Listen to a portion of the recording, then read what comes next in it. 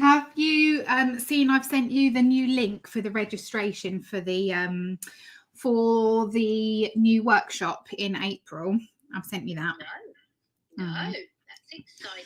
If that could be pinned to the top of this room, that would be marvellous. Absolutely marvellous. Where have you sent that to me? To your Clubhouse Messenger. No, you haven't. Yeah, it's there. Today at 12:59. Hello, Sarah. Lovely to see you. It might appear in a bit. Yeah, my back channel's not catching up with it being sent. The last message I've got sent is at 12:58. That's very strange. Very, very strange. Okay, well, let's hope that comes through. Let me just make you a moderator. Let me bring Sarah up.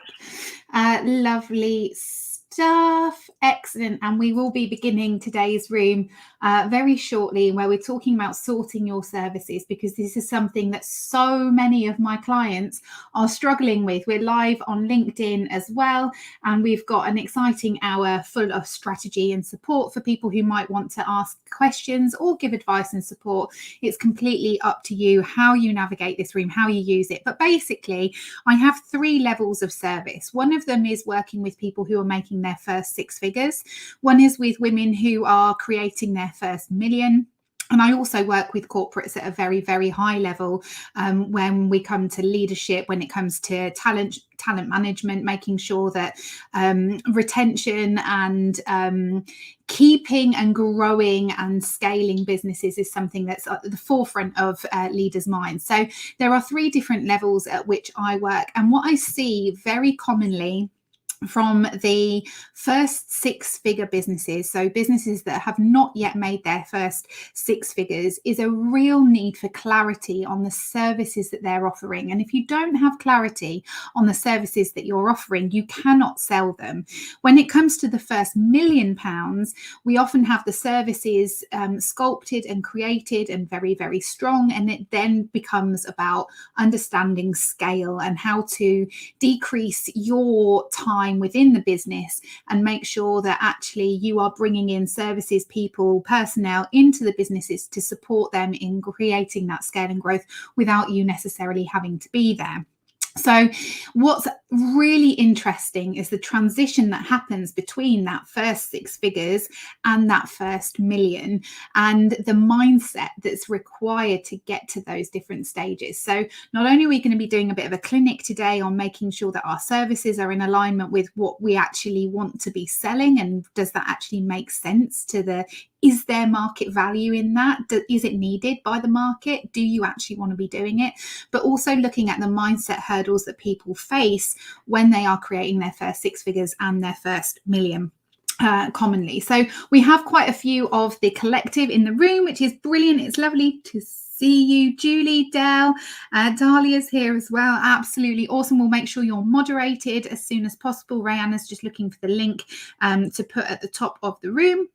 And we are live on LinkedIn as we speak at the moment. So Rayanna, I would love for you to open your mic and let us know, what are the services that you offer? Do you offer services? Are you clear on your services? What's the sitch for you at the moment? Yeah, thank you, Lucienne. So it's something, so about 19, 20, 21, 20, but 3 years ago, I created a 12-week nutrition program. And I know that program is needed. I know that it is amazing. I know the content is fantastic. But I couldn't get my head around, A, the marketing of that program, and B, what services to provide around that program. So do I offer accountability? Do you offer Facebook groups around it? Do you do it self-guided? And then if you are putting in time providing accountability, of course, then the course isn't just the price of a self-guided course. You need to factor in your time as well when you're thinking about the price of the offering. So that is something that I am currently getting a lot of clarity around, but there has been 3 years of, I'm going to say, a standstill, even though I know that that's not accurate. There has been a lot of growth, personal growth, mindset growth in those 3 years. But it meant that offering was at a standstill while I've been getting my head around that. Yeah, brilliant. Okay, thank you for sharing all of that. And what's really fascinating is for everybody that's listening, it might be worth just understanding where you're at, zooming out of where you are at in the business and taking this hour to have a look at what's happening on the business. So from a bird's eye perspective, bird's eye view, what's happening, because there are two ways of doing this and working through this for yourselves. One is if you are in need of income quickly, you need to make sure you understand exactly how much is needed at these 3 points. So the first point is the essential. What is absolutely essential that has to come in? So this is the first way of considering how you service, how you create your services and where you put your price points. So you need to understand what is your essential income, and you need to know that as a baseline. Then you have a look at what your preferred income is. So when I say income, I'm not just talking about what you pay yourself in your PAYE, what you take back in dividends. I'm not just talking about that. I'm talking about what's needed to cover all of the services within your business to keep it running. What is a preferred option? And then what is the standout option? What is, the dream option for you at the moment? And that can change, every 12 months or so.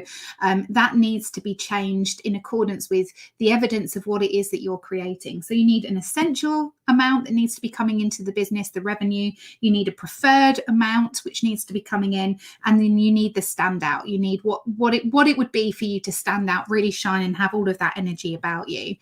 And that there can then be used to create and tailor your services, and understanding how many of each service you would need to sell in order to hit those revenue targets. So that's the first thing that you can consider. You can do it that way around.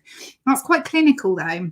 And where you get to yourself into a better position is where you're understanding what the market actually needs, which is a place that I'm in now, but it's taken 3 years to get here, where you create services based on the value, on the fact that it's going to make an impact, it's going to create return on investment for your client, whether that's with you running, for example, getting the physical outcome that they're looking for, or whether that's a monetary return on investment when it comes to building and growing and scaling your business. And knowing what those services are, and then figuring out the value of each of those and what the value is for the energy that it costs for you to actually put into those services. And although I don't like to work time for money, understanding how much of your time is needed to be put into those services is really essential for understanding where the profit line lies. So there's two ways. One way is knowing what you need to bring in financially and then pricing your services accordingly. The other is understanding your market really, really well, which you need to do anyway, and then creating your value services based on that at 3 different price points, and understanding how many of those you need to sell. So yes, Rayanna, absolutely. Knowing how much time you need to spend on each one, and that development and growth journey is definitely unique to you and where you're at. And everybody in this room, Sarah, Julie, Del, Storm, Danielle, Dahlia, you will all be in completely different situations with completely different mindset hurdles. But one thing remains the same. You have to know what you're aiming for, and you have to know how much revenue you can generate from each of your services in the way that you're showing up at the moment, in what you're doing at the moment. And you have to be evaluating it consistently to understand whether or not it's viable in business. So I get really excited when I come to meet people who have new business ideas, because you get a fresh slate. But just because you're 12 months in, 2 years in, 3 years in, does not mean you can't step back, have a look at everything, untangle everything, and then set your stall out again, because you absolutely can do that, and it is ever evolving. So Rayanna, when you get your services in order, it might be 12 months and you change them again, and that is absolutely fine. That is entrepreneurial, and that is you building your business. So thanks for that, Rayanna. Rayanna is our community empowerment manager. So for those of you, Freya's here as well. Hello, Freya and Danielle. It's lovely to see you. For those of you who don't know Rayanna, she is responsible for making sure all of our members are happy, basically. And she is very, very good at that. Flash your mics if you're a happy member, because she is awesome. Sarah's flashing her mic. Amazing. And Rayanna and Del. Awesome. So Sarah, tell me, what about your services?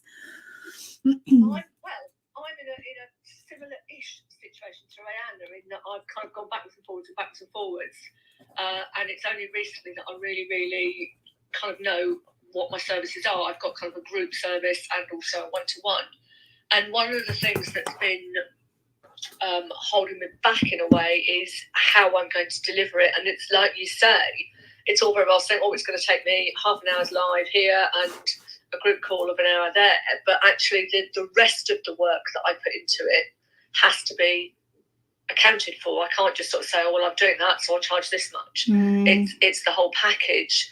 And the other thing is kind of the platform I'm going to do it on, because it's a platform that I know there are other people better than me, so I need to factor in the cost of bringing someone in to sort how I'm delivering it as well as what I'm delivering. So that's where I've kind of got there, but I'm also now really looking at, okay, how do I price this so that I'm, like you say, it's not just about this is my hourly rate, but it's about making sure that from experience I know that if you say, right, I'm going to be doing 6 hours of delivery, there's probably a minimum of another 6 hours of preparation, evaluation, reflection, tweaking and things like that going on. So it's making sure that I'm not ending up working for sort of £5 an hour because I'm completely under budgeted. So having decided what I'm offering, now it's looking at that time commitment and making sure that the price is appealing to my audience, but also worth it for me, because at the end of the day, I have costs to cover. Right. Okay. Excellent, Sarah. And this is the mistake that I see so many people making, is that they don't cover the costs of you actually showing up, and they don't factor in the actual time that you have spent as a consultant or as whatever it is that you do. They haven't factored that in their work. So I'm using just a general term because I know that you are working on this. And so what's really important to everybody listening is that you are clear on where you are spending your time in your business. You are clear on whether or not that is generating revenue. You are clear on whether or not that is something that you enjoy doing, because this is where I see businesses fail. I have had one client in my 3-year history who decided to go back into employment. It just wasn't for her. The roller coaster emotions just were not for her. And I felt like a failure because I'd been coaching her. We'd set up her business. She was doing really well, but you have to have the energy to keep going. And if you don't know what you're selling and who you're selling it to and who you like to work with, and you're not getting the right amount of money for what you're putting in, then you are going to give up, because it is such a draining, flash your mics if you agree, such a draining investment of your time when you are not being paid in accordance for what you are worth. And, honestly, we are doing that to ourselves. If we are not setting out our stall and pricing our worth, the value of what we bring to the market, we are doing that to ourselves. And that is all about mindset. That is all about not having the belief in what we do in order to market what it is that we're bringing to the market. And I did a post yesterday. Dell commented. I love Dell's response. In fact, I have to say the post that I did on LinkedIn yesterday is one of my favorites in terms of its responses so far. So I am sick and tired of coaches in the industry pretending that they have absolutely everything all together, and then knowing behind the scenes that it's really difficult for them, that they're not being particularly honest about what's going on in their business. And I am here to do things differently. I'm here to talk about the difficulties that we face as either solopreneurs or people who have small teams of under 10. Hi, Donna, lovely to see you, and Megan as well. Great to have you here. I'm sick and tired of that facade, because it's not real. because it's not real. And I put a post up yesterday which said, I've coached 2 women to their first million. I don't talk about it because I haven't created my first £1 million in my business. So what do you reckon, folks? Do you think that I can put out there that I'm doing that? Or should I get another one in? Or should I create my own business to my first million in revenue in a year?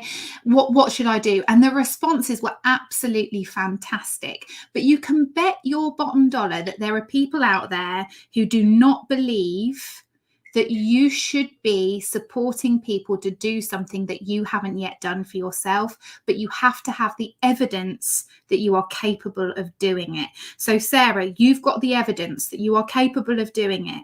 You know how much time it takes you. You now need to start charging your worth. You have to start charging your worth.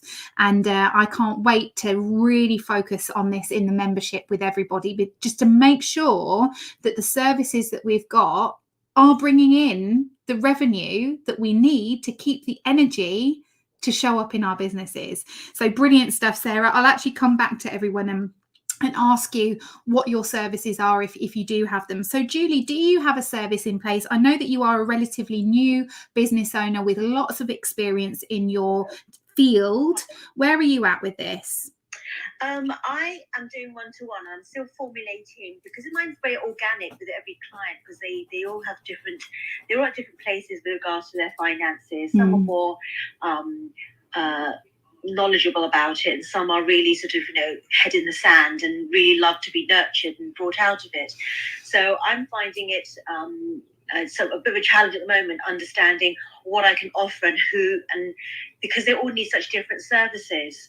So pricing is a bit of a challenge to me at the moment, and sort of understanding how to value it because I don't have traction of having coached somebody through a whole journey, because the coaching I've done so far has been just a few hours according to a program that they get. So I can't demonstrate the result and impact that my services have had on a long-term basis. Whilst they say it's very useful, I can't demonstrate like you've said. You've coached somebody up to their £1 million turnover.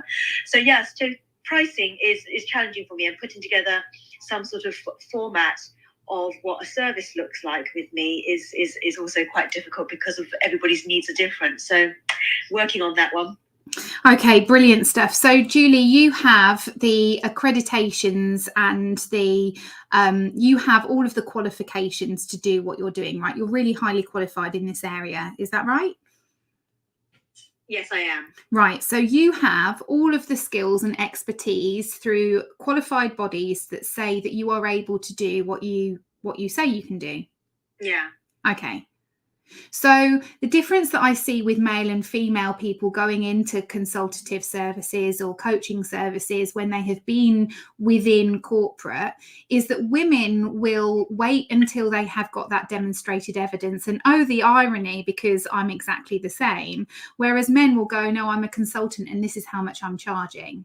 And so I would really love for you to flip the switch on this, Julie, and ask yourself what your time is worth. How much do you need to be bringing in, and what is the preferred level of your income? And that's where I want you to be aiming. And something brilliant about what you do is the fact that it's bespoke. That's what my 6-figure clients, well, going into 7 figures, they really love about me, is that I'm able to come in and it's bespoke. There isn't a program that you go through. Okay, there are certain things that you have to do. You have to get a financial plan. You have to look at what's going on with time spent in business, out of business, what's going on with teams, but you need a more organic way of working with people because every business is different. And so Julie, lean on your qualifications, understand what you have to be bringing in, and set your prices accordingly. That is where I would begin. And it's brilliant that you're focusing on one-to-one, because that is absolutely where you need to be focused. You need to be focused on working with people one-to-one. I highly discourage, I'm saying this, I'm putting my flag in the ground. Do not create a group program until you have a larger audience. Do not create a group program until you have sold at least 10 of your one-to-one coaching packages. So once you've got that, keep bringing the value and keep letting them know that there might be something down the line that they can join as a group. But at the moment, you're working one-to-one. So Julie, do you think that you can have an idea of your preferred income each month and that you can set your stall out accordingly? Yes, I have. I mean, I had an idea, but I have another meeting with somebody on Friday, and I'm actually really frightened as to whether, the price I'm going to give to him, because I had a price in my head, and I don't know whether he's going to go for it or not. So yeah, I'm a bit frightened about that, but we'll cross that bridge when we come to it. Okay, the thing is, it would be great to set your bridge out and understand how you're crossing the bridge before you get there. And so what's really interesting about this is our fear in pricing and our fear in sales. We can sniff it out. We need to set our price and we need to know why. This is why it's so important that you need to know exactly how much needs to be coming in at your essential level, how much you want coming in at your preferred level, and asking yourself, what assumptions am I making about what this person is able to charge? What facts have I tried to gather in advance? What do you know about his business? And what I find is when we tend to put our prices down for somebody because we think that they might not be able to afford what we're doing, which is a common mistake that people generally make in their first 0 to 30k, that's around maybe to 50k. That generally tends to happen where we're a bit more flexible with our pricing, where we make assumptions of what people are able to afford. We can tell that somebody is new and quite green in business by how they sell what they're selling. So to speed up the process, having your price in your head for the service that you're offering and not moving on that is critical to you actually moving quicker out of that comfort zone into growth. So I'm going to ask you to come away from today's room, have a price in your mind, which you said you've already got, and stick to it. Know why you're sticking to that price and understand that you need to lean into it because your energy is worth more than his energy to you at the moment. That is so, so important. Does that help, Julie? It does. Thank you, Lucienne. I really, really, really appreciate that. That's great supportive advice. Thank you. Yeah, no problem. We will keep that going. There's a lot more to it, but we need you to have your price, and that's what you're going in at. And you are a seasoned person in your profession, and therefore you can do that. Del, hello, lovely to see you. You are at a slightly different level in your business. So do you want to just talk me through your services? Yeah, sure. I think I really resonate with some of the things that people have said already in terms of changing your mind on things and kind of overthinking a little bit what that service should include. My business is about 5 years old now, and I have had multiple revisions, shall we say, of the services that I offer. And now I have a really clear service offering where I have a group program, and the fees for that now are around £8,000 for 12 months coaching. And I also have a one-to-one coaching program where the fees for that are a significant 5-figure investment. And I think somebody made the point earlier, I think it might have been Sarah, about, what do you include, what do you don't include, and those kind of things. I went through a process probably about 6 months ago now, where I just wasn't enjoying what I was doing, that it just felt a bit flat. I've been delivering it for 3 or 4 years consistently, and I've kind of fallen out of love with it, really. And sometimes I see that happen with clients as well. And it's about you having a real connection to your purpose, the reason that you're doing it, and ultimately delivering something and developing a service that you really, really enjoy delivering and working with your clients on. For me, that's the most critical thing in terms of you showing up, being visible, being able to do all the selling bit and the converting bit. That's the thing that brings it all together for me. Yeah, absolutely. And I see that in my clients who have who've gone very, very quickly up the ladder, and then are like, well, hang on, this is bringing in great revenue, but I actually really don't enjoy what I'm doing. I really don't like this. And taking the time out of your business to reflect on what you're doing and changing it. So many people are scared of changing what they're doing in their business for fear of what it looks like externally. Nobody cares. Nobody cares as much as you do. And so you need to be flexible. You need to be changeable. You need to be able to create the things that work for you and for your client. And that is the sweet spot, is asking yourself, what works for me first? And what works for my client? What brings in exceptional value for my client? And Del, you know, it's a journey, isn't it? The mindset shift that is required when you're at your level in business is very, very different to the way that we think when we're at the beginning. Absolutely. And I think, you know, you mentioned the differences between getting to your first 6 figures and then getting to your first 7 figures, and the things that you have to focus on, and the processes that you need to have, and the different ways of working in order to do that. From the work that I do, part of the thing that I do with clients is developing that service offering as well. And I think one of the major challenges that I see is people setting up a service that they see other people delivering, and it doesn't tick the money box for them. So, for example, setting up a membership or a group program when they don't have the foundations in place with audience, with communities that they've grown and developed and kind of built that know, like, and trust.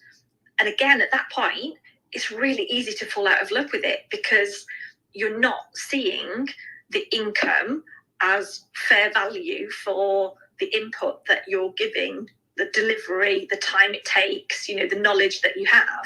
It just isn't a fair equation. And I see that happen time and time again, that people are afraid of drawing the line in the sand and saying, that's what I'm delivering, that's how much it is, and I really have this deep set belief that it is worth that because of the transformation that the client gets by the end of working with you on the 12-week program or on the 12-month program, whatever it looks like. Pricing's so critical for you to be able to, like you said earlier, Lucienne, to get to the point where you are meeting your income targets for what you need to earn, and thereafter exceeding those to a point where you're kind of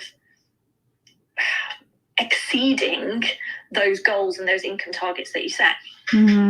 Yeah, it's so interesting, and I completely agree. Where I see people fall down over and over again is creating group services, group products, and it's why my mentors didn't want me to do it at the start. And, you know, I should have listened to them maybe, but I'm so glad that I didn't, because when I see people doing this, you really need to have the foundation, like Del has just said. I had the foundation of the corporate coaching, was making a very decent salary revenue, really pleased with myself, really happy with it, didn't like the box ticking activity of working in corporate. And so I made a financial decision to pay myself less each month, to bring in a community manager, to really double down on the collective of Extraordinary Women, which was beginning to grow some real legs. And I was prepared to sacrifice, but I knew that in advance.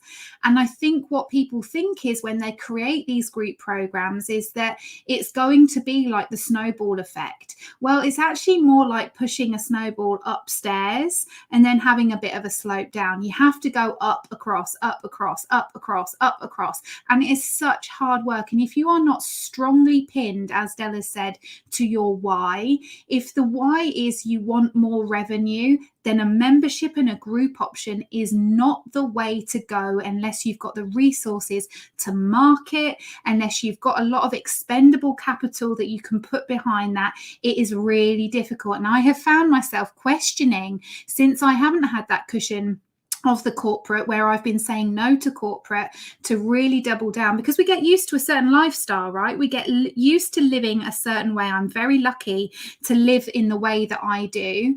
when we have to then tighten our belts, it's very hard to keep your mindset in the place where it's like, yep, I'm doing it for this reason. I know it's going to be great at the end of the line.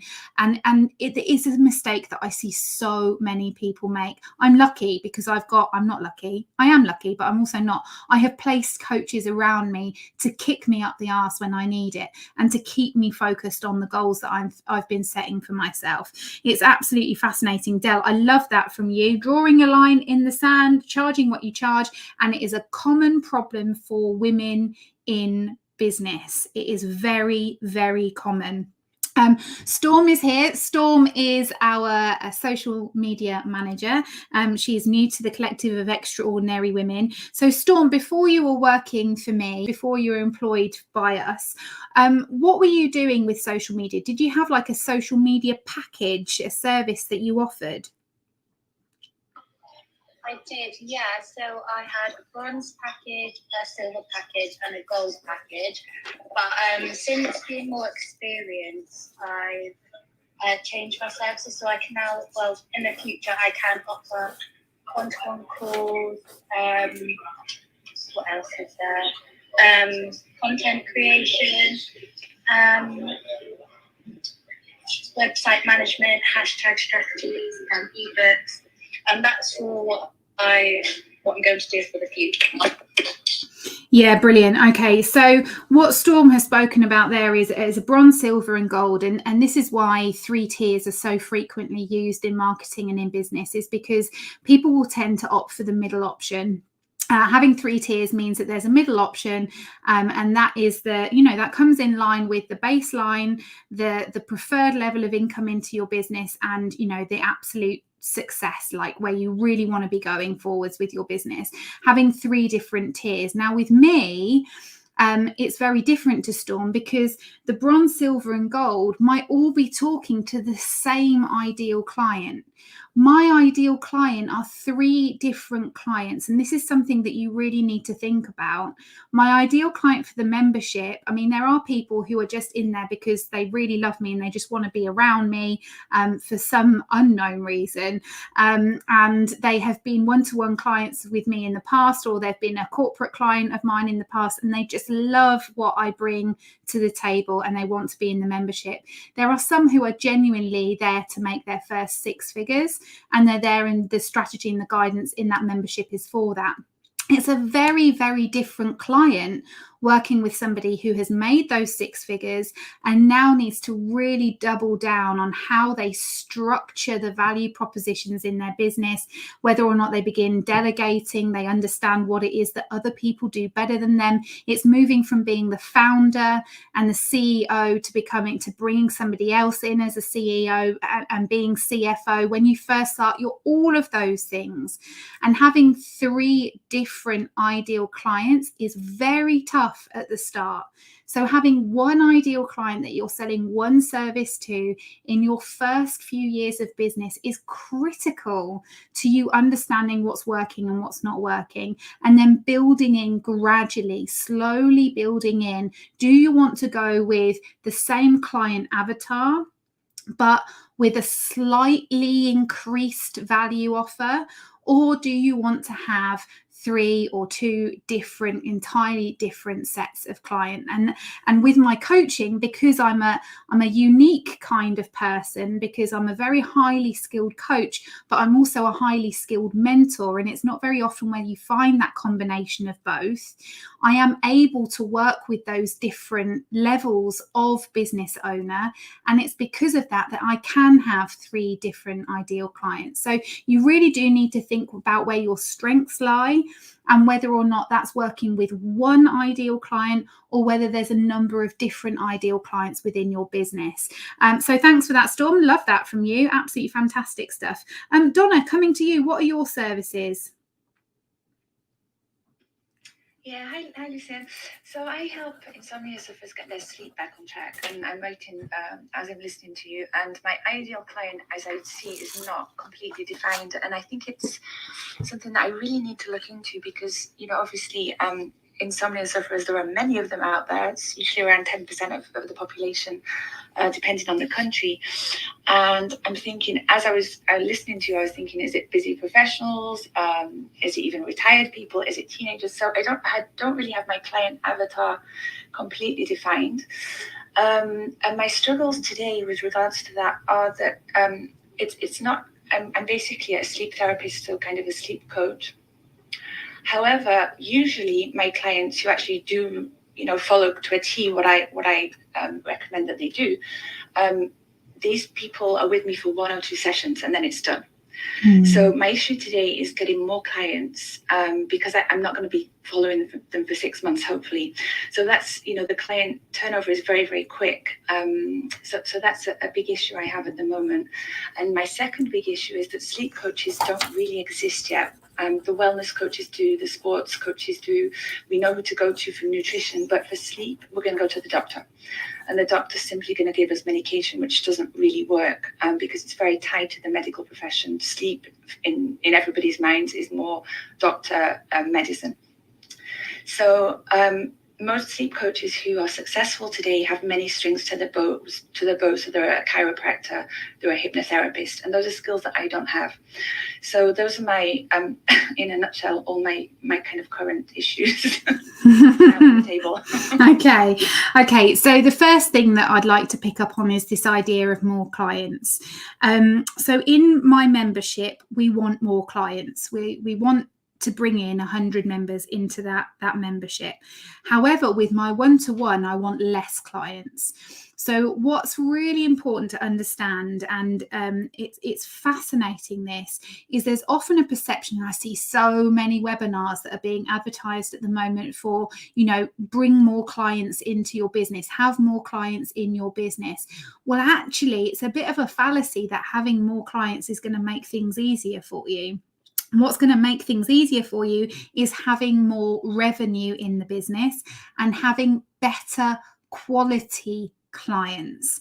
So this is all about the quality of your clients and what you're charging them. And we'll come to the other stuff in a minute, because I really want to drill down into this for everybody that's listening. I'd love for everybody here, because when Rayanna and I were doing Marie Forleo's B School, we were looking at ideal client avatars, and we don't like the term ideal client avatar, actually, because it's quite an abstract idea. You're creating this person from your mind, from all of these desirable aspects. If you've got clients that you've already been working with, have a person that you've already worked with, that you absolutely loved working with, as your ideal client. And we have that person pinned on the wall in the office for each of the services. We know who they are. We know what they look like. They're an actual real life person. And every piece of marketing that goes out there is directed at those real life people. So I'm going to ask everybody here today and it's a good show today. Like we've got enough people here for me to warrant spending my hour in the room. It's great that more of you have come in from the collective of extraordinary women, and I love that, because you're able to talk about your services and people can see what you're doing, and you're marketing yourselves just by being here. So that's absolutely brilliant.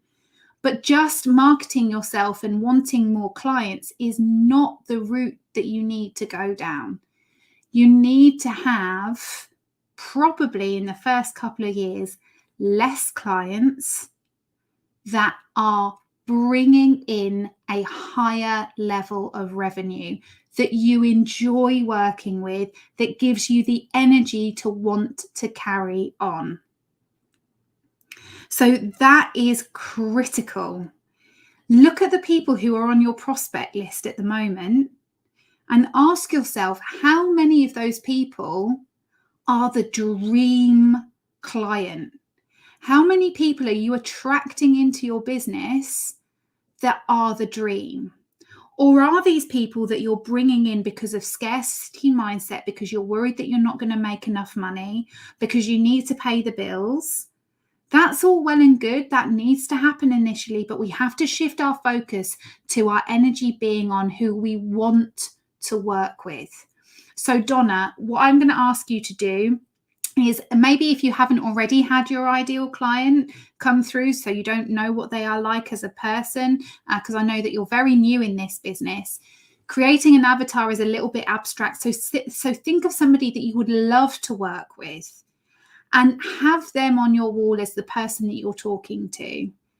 And what is getting a good night's sleep worth? Not just once or twice, but for years on end. What is that worth?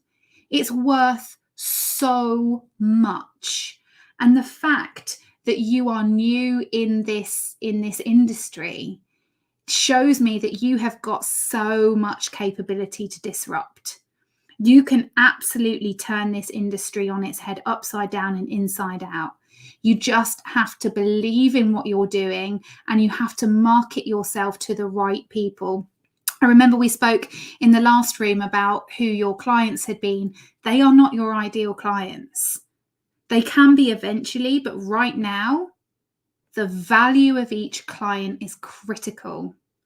So everybody coming away from today, please spend some time thinking about who is the most wonderful person that you have ever worked with, where you gave them your quote, it wasn't a problem, the money was in straight away, they were there on time for their sessions, they were actioning what it was that you asked them to do, or they had their revelations in during your session, and they are the one that you are talking to every time you put something out there. Donna, what are you going to do? Yeah, that's brilliant. And I'm having a good laugh to myself here, because when you said think of the person you'd love to work with, it's actually myself. Isn't that funny? It often is. Just flash your mics if you are serving a client that was you 5 years ago or 3 years ago. It is mostly what we see with these kind of businesses, is that we create something that we needed. That's what the membership is. The membership is what was missing in the market, that I needed when I first started, and I paid £16,000 to join something where I needed the expertise, and I just didn't feel like I got it. I didn't feel like I got what I wanted, so I created it for when people joined, and that is often the way. So Donna, have a picture of yourself. You're your ideal client, and ask yourself, how much would you spend on bringing somebody like you in to help you? Tell me, how much would you spend? I would have sold my house. Right. Okay. Seriously. Okay. Well, yeah, seriously. Right. And I fell foul of this so many times. I spent hundreds of thousands on self-development, on the masters, starting the PhD, and it was all because I didn't feel worthy of enough of what I was attempting to do. And actually, I was asking people to pay me an absolute pittance compared to what I was prepared to pay for myself. And do you know what that creates? Resentment.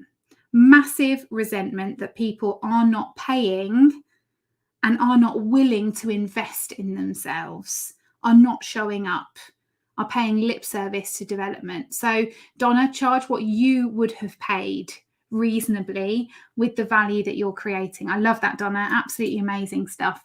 Brilliant. Right, we're coming to Valeria. Valeria, who is also fairly new in business, absolutely outstanding at what she does in confidence. Coming to you, what are your services? Well, I don't know how to say it even more than easier, like confidence coach. My service is based on one-on-one at this moment. That's where my focus is, because you told me to, and that's where my focus is. And yes, it's been an incredible journey. I literally started, like, if I put my foot down, when did I start it? Was January. I've been working on it since April last year. My ideal client, oh my God, it's like I'm so passionate to empower women to be exactly who they are in both their business and then in their real life, like their regular life. And I guess the reason why I'm passionate about that is because when women change from within, they show up differently in the world, and then their world changes as well. It's just something that we do, and I don't think men can do it, to be honest. but that's my own personal opinion on it. Yeah, and to my surprise though, because I'm part of some communities where there are many coaches, to my surprise, I'm attracting a lot of male as they want to work with me. I was not expecting that, but I think it falls down to what you just said, like focus on one person. And I'm trying very much to focus on one person rather than more, but I'm enjoying so much to work with both female and male new coaches, because they have this mindset, this growth mindset that they're so willing to work on and just grow, and that attracts me as well. So I'm in between minds, but that's what I'm doing right now. Not sure if I've answered the question. Yeah, that's all good. That's all brilliant. And the fact that you're working with one-to-one clients at the moment is critical. That is absolutely key. I mean, you laugh when I say it. Honestly, if I could turn back the clock on so many businesses that I've worked with and start them like that and start them again and have their growth plan sorted, it would just alleviate so much heartache for so many. And you need to have something that you're aiming for. So I always say somewhere between 10 and 12. Usually 5 who've paid you, you know, what you're charging. As long as you're drawing a line in the sand, you're saying this is what I'm worth, and it's in that middle bracket of being, you know, a good, not just your basic investment, but the middle tier of what you need. As long as you're bringing that in and you've had 5 people that have paid you that, you can then change up the price a little bit. When you have had your first 10 to 12 clients paying those prices, where you've maybe upped it a little bit once because you've upped it at 5 and then you maybe up it at 10, then you can start thinking about going, right, for these 12 people that I've worked with, I can open something for 4 or 5 of them where we all come together. But that happens after maybe 12 months if you are continuously putting yourself out there. And it's well said, I think it is Tony Robbins that says it, we massively overestimate what we can achieve in the first year and underestimate what we can achieve in the first 10. And having that first year under your belt, where we know so many people don't continue in business, is because they haven't been strategic enough about their value proposition, working with less people for more money, which keeps your energy high. As long as you can create the results for your clients, for your ideal client, it's absolutely within integrity. So I love that area. I love it when people say, I'm doing what you said, because I know it works. I know that it works. Brilliant stuff. Right, we have Hilary on the stage. It's so lovely to see you, Hilary. I love your picture. Absolutely brilliant. Do you want to tell us what services you offer? Hey, this is such a great chat. I do web design and SEO, but I love something you said earlier, Lucienne, about I'm paraphrasing here because I can't remember exactly what it was, but for me it translated as you need to know like where your money coming in is coming from. Mm-hmm. Because for ages I was kind of doing this sidestep into SEO, but I hadn't actually gone through my books and taken a look to see, like how much money am I making from actual web design versus SEO at the moment. And then the year that I did check, I was like, holy shit, I would be like out of business if I was just doing web design, that I had done this transition. I had regular money coming in and it was exactly like the way that I had wanted it. But then looking at the web design and going, wow, like if that was my primary kind of service right now, it's just so little. Now, fair enough. A lot of that was because I had purposefully kind of moved into SEO, but it really concentrates the mind when you look at the actual numbers. And you go, oh, wow, like this particular part of my service is the one that's the driver for me. And if it's the one that also is the one you want to be doing, then happy days. Yes, absolutely. And it is critical that you know that. Like I say, there are so many businesses out there who don't know their numbers, where the founders just do not know the numbers. And in that first 3 to 5 years of business, even if, I have a bookkeeper and an accountant, but you can bet your bottom dollar pardon the pun, that I had to make sure that I was knowing where the revenue generating activity was happening, and which service was bringing in the money for, you know, the time that I was spending. And if I hadn't have had that corporate work, and if I hadn't known that about the corporate work, we would have never been able to run the membership at a loss and float it for 2 years until it became a truly viable business proposition. So you have to know, and it's great to have you here, Hilary. I love that you spent your time doing that. Absolutely fantastic stuff. Danielle's not able to speak. She's just listening in. So that's absolutely fine. Love that. I'm going to come to Dee in just a second, but I am going to let you know that the workshop above, which is linked to the room, is a free workshop on the 21st of April. This is something that I usually charge quite a lot of money for in certain organizations, where we, you know, maybe in business chambers where I'm supporting people with their services and how to structure their services. But honestly, it's something that I see so often at this level in business that I think we need to have more support going out there for people. So if you click on that link, you can register for that workshop. You will be told at the end of that workshop how you can work with me in the Collective of Extraordinary Women, which we're opening for the last time at that price point. We're changing how the collective is structured from next September, and this April is the last time where you can join at that price point. And, you know, I've done my bit. I have made this service available to people. And, you know, if you've been watching for a while and you've wanted to join and you've seen the growth that people are making in the membership, then I highly, highly encourage you to come along to the workshop, see if we cut the mustard, see if you like what we're doing, and then explore whether or not you want to join the collective, which is a no contract coaching and mentoring community, which is absolutely brilliant for people in their first 0 to 6 figures in their business. So click on that link and join us. It would be lovely to see you there. Rihanna, we haven't had a room reset from you, so I'm sorry about that. So you've just been able to listen today as we've been mentoring. I'm going to come to Dee now. Dee, it's lovely to have you here. What are the services that you offer?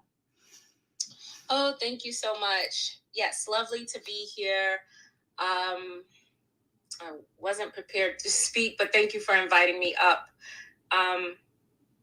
Okay, I'll keep it simple. I'm a job interview expert, and I focus on how to use language as leverage. And my target audience is high-performing professionals who need to identify their blind spots, and remove the red flags in their presentation. Okay, love it. Brilliant. So I love how clear it is. When I first started, I wanted to do interview coaching when I decided to no longer do education coaching, because there was a really tangible result. And I had 100% success rate with 4 of the clients that I worked with. And I felt really, really good about it. Really, really good. The longevity of that is difficult, though, because once they get their job, what you've got is a high turnover of people within the business. So do you find that you're having to spend quite a lot on your marketing to have, because you've constantly got new people coming in, or are you able to have retention with those clients who've got their jobs? That's a great question. So to be honest, I actually did not launch yet, but I've been getting clients through Clubhouse just by providing, giving back and sharing my expertise, and people have come to work with me before I'm even ready to launch, which is a great thing. Now I just have to focus on messaging and really marketing. Yeah, so fantastic. That's why I'm here. Thank you so much. Yeah, no, that's fantastic. So you can spend this time really understanding what you love doing with those people that you're working with, really cluing yourself up on where your energy is boosted and where your energy is drained. And the only issue that I see with this form of interview coaching is the high turnover of clients. So you're always looking for new clients, which can be quite expensive when it comes to the marketing side of things, means that your time needs needs to be spent really wisely, like coming on Clubhouse, but obviously that's very time intensive. So you're spending a lot of time here bringing people in. So it might be worth you considering how you can create something within that is either, you know, it growing into leadership, so supporting somebody through once they get the interview, but also on the other side of that, settling into the organization, dealing with conflict management, making sure that they are able to speak up, voice their opinions, and creating something that has a little more longevity in it. Because what I didn't do, and what I could have decided to do but I didn't, is create something on the other side of that interview that really positioned these women in a place where they had somebody to talk to who wasn't in the organization, but could support them in really growing their confidence to step up in their roles within their new organization. So that's something that you can really think about, Dee, so that you haven't got this high turnover of client and this high need for consistent marketing and having to show up on Clubhouse all the time. Does that help you? Brilliant. Thank you so much. You're so welcome. Love it. And we've got our good friend Melissa here as well. Absolutely fantastic to see you, Melissa. Have you got services that you offer? Yes, of course. It's an interesting world, the performance consultancy world, though, because it covers so much of a business, and it's kind of like being a business generalist but a performance specialist, and knowing that all of the things that happen within a business are so interlinked. So depending on what position the company is in, what they already have in place, what they don't have in place, will often detail the sort of services that I provide them. That being said, when it's the right client and it's the right, they get it, and they're in, they're in the right circumstance with myself, and we're talking about the right thing, then there's no hard sell about it. It's a case of, okay, let's see what we've got, what have we already got, and then what are the holes that we kind of need to plug. But explaining what I do is probably the more challenging aspect, because if you've never done it, and Danielle's next to me on this stage, so she'll know this. If you've never done it, it's often hard to understand it. So it's trying to break it down in its simplest form, and that isn't always easy. But it's taken me a little while, but now I'm getting there. And like you said, that turnover, having to look for that new client instead of actually working with the clients that you've got. And for example, if I do an analysis and I find out that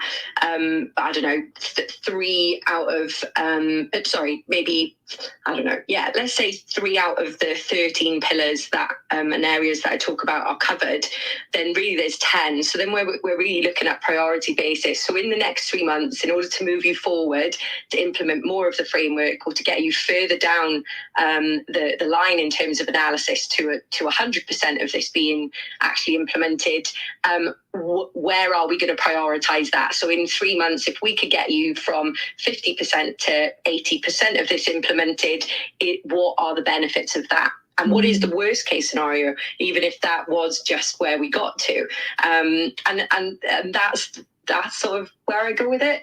Anyway, I wasn't really super prepared to talk about that today, but I'm enjoying the discussion. And sorry, I had to come back in at the end. I had a call to take, and then I've managed to pop back in. Back to you, Lucienne. No, I love that you're here. That's fantastic. Thank you so much for that. And yes, it is difficult when it's so wide scoping.